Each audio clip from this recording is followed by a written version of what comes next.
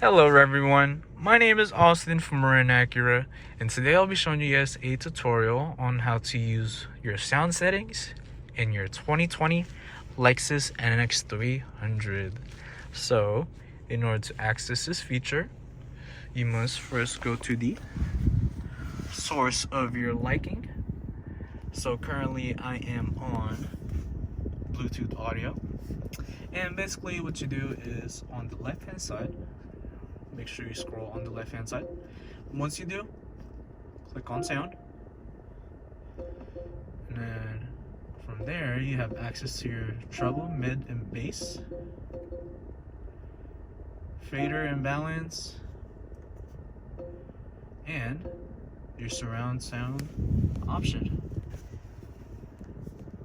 And yeah, that is pretty much it for this tutorial, you guys. My name is Austin from Marin Acura, and thank you guys for watching.